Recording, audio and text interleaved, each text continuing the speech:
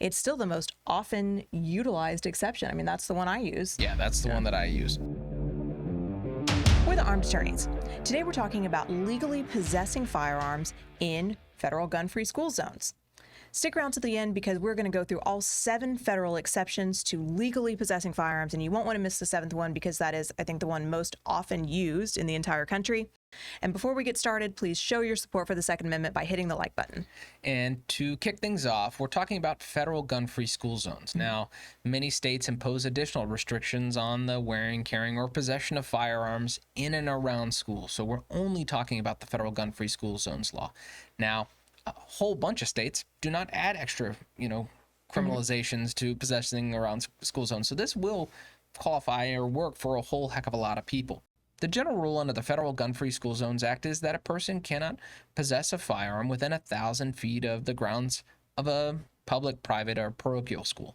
Now, there's some exceptions to that, and that's what we're going to get to, but I don't think many people realize that this law is probably exists or is broken tens of millions of times a day. And oh God, I drive through 2 school zones on the way to work every single morning. Yeah, I mean, it really is. I mean, there are millions of people probably breaking this law around the country every single day. But it's important because many self-defense rights are implicated if you are, let's say you're forced to defend yourself in a place that you're not legally possessing a firearm. And so that's why this comes up from time to time.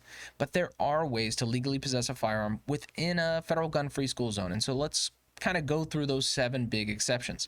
The first one, what is that, Em? Yeah, so the first one is you are possessing that firearm on private property within 1,000 feet of a school. So, let's say your house, your apartment is within 1,000 feet of a school, which, I think people in suburbs all across the country qualify for that. Yeah.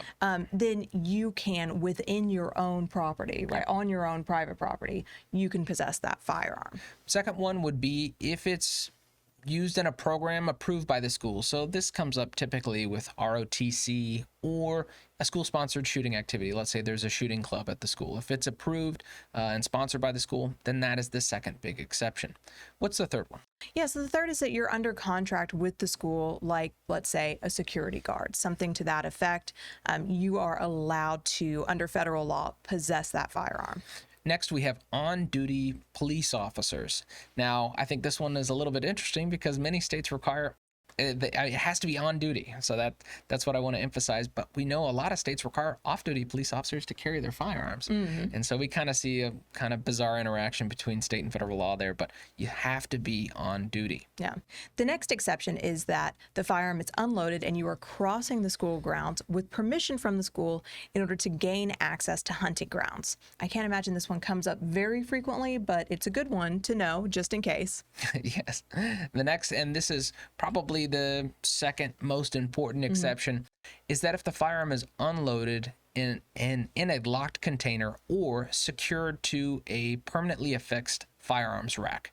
So what does that look like? Unloaded in a glove box, that would qualify. Unloaded in a center console, that would qualify. Unloaded in a trunk, that would also qualify.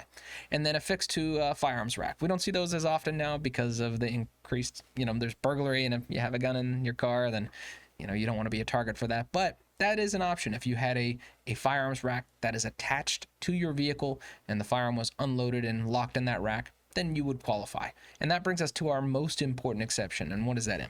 Yeah, that is that you have a license to carry a firearm from the state in which the school zone sits. So, for example, Texas school zone, Texas LTC.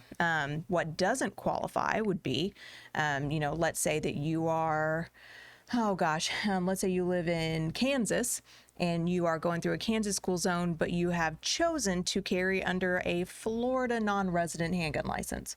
Well, you have a handgun license. However, unfortunately, because it did not get issued by the state in which the school zone sits, you don't qualify for that exception. So the state of issuance of the license and the state of the school zone have to match in order for you to qualify for this exception. But it's still the most often utilized exception. That's the one I use. Yeah, that's the one that I use.